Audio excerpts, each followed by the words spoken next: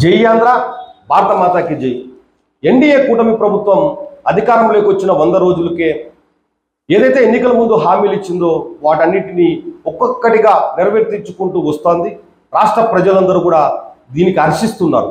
మరీ ముఖ్యంగా అవ్వాతాతలకు పింఛను 1వ తారీఖున 4000 రూపాయలు ప్రతి నెల క్రమం తప్పకుండా అందిస్తుంది.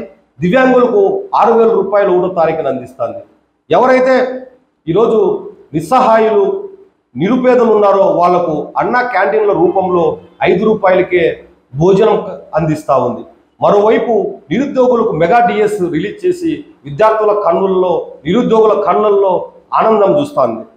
ఏదైతే ఎన్నికల ముందు ల్యాండ్ టైటిలింగ్ మేము రద్దు చేస్తామని చెప్పారో ల్యాండ్ టైటిలింగ్ యాక్ట్ రద్దు చేసి ప్రజలు రైతులు అందరూ కూడా ఈరోజు హర్షిస్తున్నారు.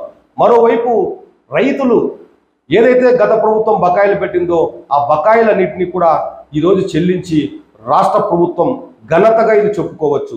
మరీ ముఖ్యంగా మొన్న వరదల్లో రాష్ట్ర ప్రభుత్వం విజయం సాధించింది. వరదల్లో ముఖ్యమంత్రి గారు ప్రవర్తించిన తీరు కానీ లేకపోతే రాష్ట్రంలో ఉన్నటువంటి ఎన్డీఏ కూటమి నాయకులు కార్యకర్తలు ప్రవర్తించిన తీరు అక్కడ వాళ్ళకి చేసినటువంటి సేవల్ని మనం కొనియాడకుండా ఉండలేము. ఈ సందర్భంగా మరీ ముఖ్యంగా ఈరోజు రాష్ట్రంలో చంద్రబాబు నాయుడు గారి అనుభవం, పవన్ కళ్యాణ్ గారి సహకారం రెండూ కలిసి రాష్ట్రం పురోభివృద్ధి చెందుతోందని చెప్పి మనకు అర్థమవుతుంది. గత ప్రభుత్వం 5 ఏళ్లలో జగన్మోహన్ రెడ్డి గారు అండ్ రాష్ట్రాన్ని నిర్వీర్యం చేశారు. ఈరోజు సంక్షేమాన్ని భూతద్దంలో చూపిస్తూ అభివృద్ధిని విస్మరించి 10 లక్షల కోట్లు దాదాపు అప్పు చేసి రాష్ట్రాన్ని అగోతి పరిపాలన చేశారు. ఆ తరుణంలో ఎన్డీఏ కూటమి ప్రభుత్వం అధికారంలోకి వచ్చినాక ఈ 100 రోజుల్లో ఎన్నో ఘన విజయాలు సాధించిందని చెప్పుకోవడానికి మనమందరం గర్వపడి తీరాల్సిందే.